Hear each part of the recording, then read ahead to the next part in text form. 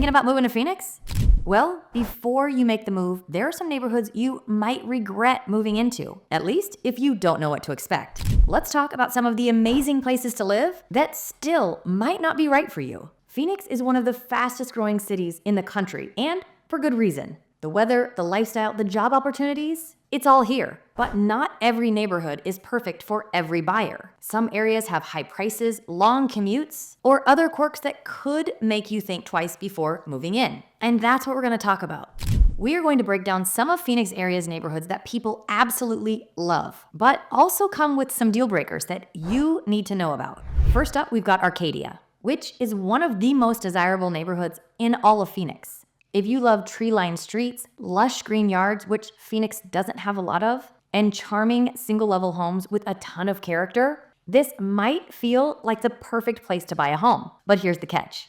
Arcadia is expensive, and much of the neighborhood has changed over the recent years. Many of the mid-century ranch-style homes have been completely torn down, and they've been replaced with these big, beautifully built, custom luxury estates. This redevelopment trend has driven prices up pretty significantly, making this one of the priciest areas in Phoenix. Now, the median home price in Arcadia right now is about $1.5 million, and it's not uncommon to see some of these newly built homes at $3 million plus. Now, if you're lucky, you might be able to find one of those smaller, older homes in the $800,000 to $900,000 range, but chances are it will need significant renovations. Or you might feel like you need to tear it down. The larger lots, often over about a half an acre, also add a premium to the price tag. But despite the high prices, people absolutely love it here. The location is almost unbeatable. You are minutes from both downtown Phoenix and Old Town Scottsdale, making it ideal for those people that want to be close to the nightlife, dining, and shopping.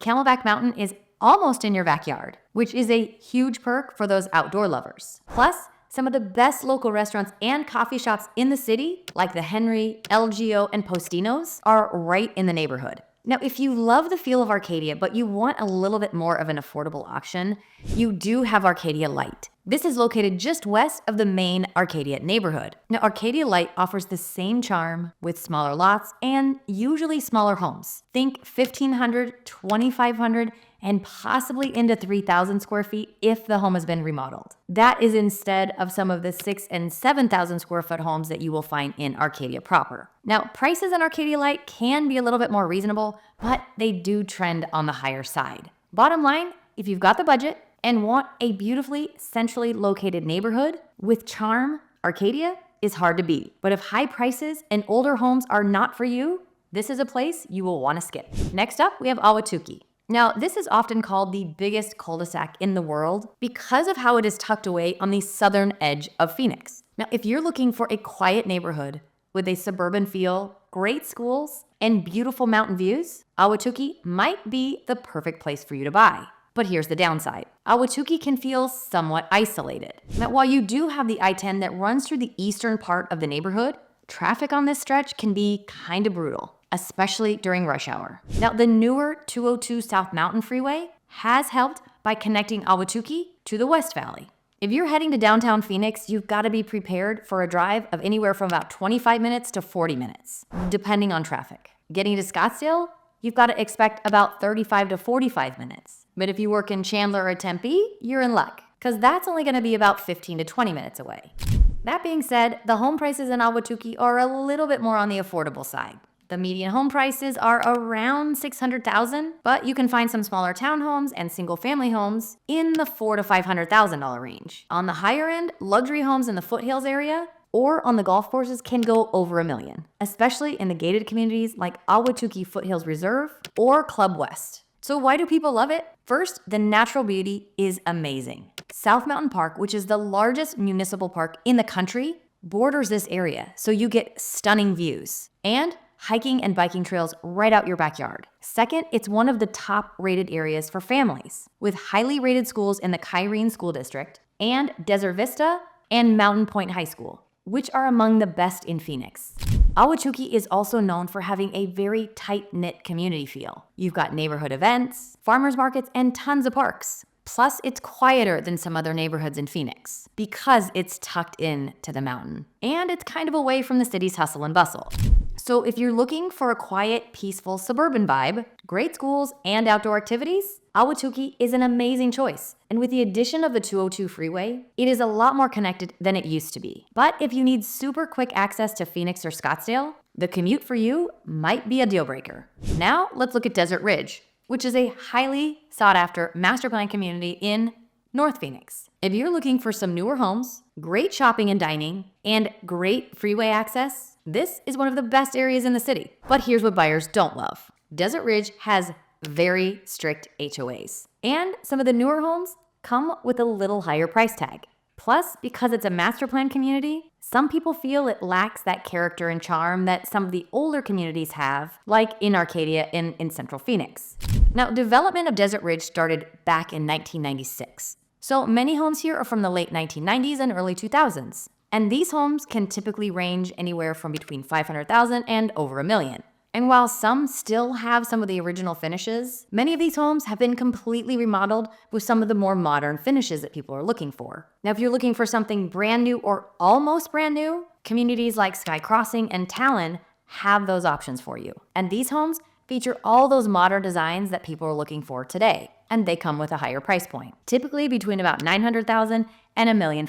Now, one big plus of living in the Desert Ridge area is freeway access. You've got the Loop 101 and the 51 freeway right there, making it really easy to get around the valley. If you work in Scottsdale, you're only about 15 to 20 minutes. And even getting into downtown Phoenix and the airport take anywhere from 15 to 30 minutes depending on where you're going and the traffic. So why do people love Desert Ridge? First, it's the location. You've got Desert Ridge Marketplace right there, which has tons of restaurants, tons of shopping, and bars. Plus, you're close to High Street, which is great for nightlife and other events. Second, the schools here. You are part of the Paradise Valley School District when you live in the Desert Ridge area. And these are highly rated schools and very popular with families. Another perk is the outdoor lifestyle. You are close to tons of hiking and biking trails. Plus, the community itself has a ton of parks, walking paths, and golf courses. If you are an active person or family, you will love it in this location. So if you're looking for a well-maintained master plan community with great schools, shopping, and easy freeway access, Desert Ridge is a fantastic choice.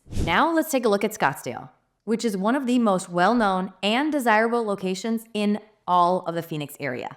If you are looking for luxury shopping, top-tier golf courses, and some of the best restaurants in all of Arizona, Scottsdale might be for you. But here's one of the catches. Scottsdale is one of the most expensive places to live in Arizona. And depending on which part of Scottsdale you're looking to live in, the home prices and the overall vibe of the area can be quite different. South Scottsdale has older homes, oftentimes remodeled, while North Scottsdale has newer, more luxurious communities. But both come with a high price tag. So let's break this down. South Scottsdale is oftentimes considered everything from Shea Boulevard south. And this is closer to downtown Phoenix and Tempe, making this area more convenient for commuters. Homes here were mostly built between about the 1950s and the 1980s, so you're going to see a lot more older single-level homes. The good news? Many of these have been extensively remodeled, and this part of Scottsdale has a very trendy, up-and-coming feel, especially with all the new restaurants and developments near Old Town Scottsdale. Home prices in South Scottsdale can range anywhere from about $600,000 to over $1 million. With some of those remodeled homes going even a little higher. If you're looking for a little bit of that mix of semi-affordability and the Scottsdale lifestyle, this is a great option. But because the homes are older, they still may need some renovations. And depending on where you are, some of the lot sizes can be a little bit smaller. Now, when we talk about North Scottsdale, we can kind of say that it's everything from Shea Boulevard and north. And North Scottsdale is kind of like a completely different world. This is where you're going to find newer, larger homes, often in some gated communities with stunning mountain and city-like views. You are also going to notice a big difference in the overall vegetation. Where South Scottsdale has a lot more lush vegetation, North Scottsdale has a tendency to lean a little bit more towards the desert landscape. Many of the homes also in the North Scottsdale area are in these larger master plan communities, some with top-tier golf courses, private clubs, hiking trails, and other luxury amenities. Think areas like McDowell Mountain Ranch, DC Ranch, and Greyhawk. The trade-off? Higher prices. Homes in the North Scottsdale area can start between about $800,000 and $1 million and go well over $5 million, especially in exclusive neighborhoods like Silverleaf or Desert Mountain. But with that high price tag, you will get larger lots, newer construction, more privacy, and stunning views. Now, one other big distinction between North Scottsdale and South Scottsdale is that in South Scottsdale, you will find a lot more neighborhoods where there is no HOA, whereas in North Scottsdale, it's harder to get away and find a home that is not in an HOA. Now, another big difference in the lifestyles between North and South Scottsdale is the commute. If you work in downtown Phoenix, South Scottsdale is a much easier drive. You're gonna be about 20 to 25 minutes. North Scottsdale, on the other hand, can take 40 minutes or more. But many residents in the North Scottsdale area can either work remotely or run their own business, so the commute is not that big of a deal for them. So why do people love Scottsdale? First, it's the lifestyle. World-class golf courses, hiking trails like the Gateway Trailhead, Browns Ranch, Camelback Mountain, and Pinnacle Peak, high-end shopping at Kierland Commons, Scottsdale Quarter, and Fashion Square, and some of the best restaurants in the state. Second, it is an incredibly safe and well-maintained city, consistently ranking as one of the top places to live in Arizona. The bottom line is Scottsdale has something for everyone, but it comes at a price. If you want to be closer to the action and don't mind an older home, South Scottsdale could be a good fit. If you want a larger, newer home with a more private, resort-like feel, North Scottsdale is where you'll want to look. Now I want to look at Surprise. This is a rapidly growing city on the west side of Phoenix. If you are looking for newer homes, more affordable prices, and a quiet suburban lifestyle, this could be a great place to buy. But here's the downside. Surprise is far, like really far. If you work in downtown Phoenix, Scottsdale, or the East Valley, your commute is going to be brutal. And while it is growing fast, there are still some parts of Surprise that feel pretty rural. And it has fewer entertainment options compared to some of the other cities. Now, Surprise has exploded in popularity over the last decade, with tons of new construction and master plan communities coming into Surprise. The median home price is around $450,000. Making it one of the more affordable places to buy a home. You can still find brand new homes between the $400,000 and $600,000 range, which is rare compared to other parts of the valley. Newer communities like Asante and Sterling Grove offer more modern floor plans, great amenities, and a well-maintained community. Now let's talk about the commute. Surprise is located off the 303 freeway, which really helps with freeway access. But if you need to get to downtown Phoenix, expect a 45-minute to 60-minute drive, and longer during rush hour. Getting to Scottsdale, that can be an hour or more. Now, if you work from home or have a job on the west side of the valley, it's not a big deal. But for those daily drivers with that commute into Phoenix or Scottsdale, this could be an absolute deal breaker. However, one major perk that many people are just starting to realize, Surprise has some and is getting more big job opportunities. Industries like healthcare, education, and manufacturing are expanding here, with major employers like Banner Health, Dysart Unified School District, and major distribution centers bringing more jobs to the West Valley. That means if you work in the West Valley, you could live in Surprise and have a much shorter commute than if you lived in the East Valley or Scottsdale. So why do people love Surprise? First of all, it's because it's more affordable. You're getting a lot more house for the money as compared to, say, Desert Ridge or Scottsdale. Second, it's great for families, with highly rated schools, tons of parks, and a slower-paced community feel. Another big perk, the recreational options. Surprise is home to spring training for the Kansas City Royals and the Texas Rangers. And you've got golf courses, hiking trails, and plenty of outdoor space. Plus, with all the new development, more restaurants and shopping centers popping up, even a Costco, this is making Surprise a much more convenient place to live than it was 10 years ago. Bottom line, if you're looking for a newer, more affordable home and work in the West Valley, Surprise is a fantastic choice. But if you need quick access to downtown Phoenix, which is where the airport is, Scottsdale, or the East Valley, the long commute might not be worth it.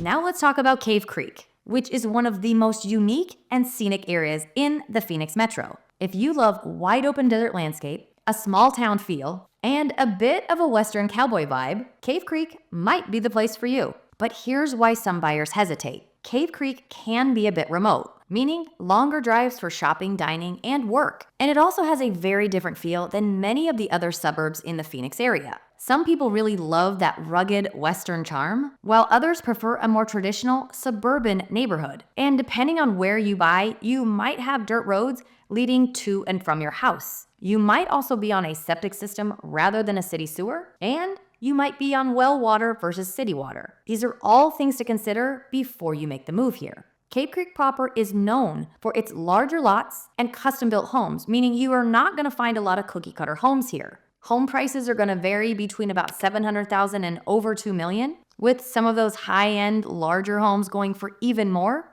especially those with mountain views and horse property. And many of the homes in here sit on about an acre plus of land, which is rare in the Phoenix metro area. The overall location of Cave Creek sits about 45 minutes north from downtown Phoenix, and anywhere from 20 to 40 minutes from Scottsdale, depending on where you are in Scottsdale. Now, the area itself is pretty spread out, so even getting to grocery stores or restaurants can take a little bit more time. If you love the peace and quiet, it's totally worth it. But if you want to be close to the action, this could be a deal breaker for you. One of Cave Creek's biggest draws is its outdoor lifestyle. You've got incredible hiking, horseback riding, and off-roading opportunities right out your back door. Cave Creek Regional Park offers miles of scenic trails. And if you're into golf, you're close to some fantastic courses like Rancho Mañana and Tatum Ranch Golf Course. Now, something you have to know is that because Cave Creek is more rural, you could be living right next to a working farm. And it's not uncommon to have neighbors that have horses, cows, pigs, chickens, and a few other things. But for many,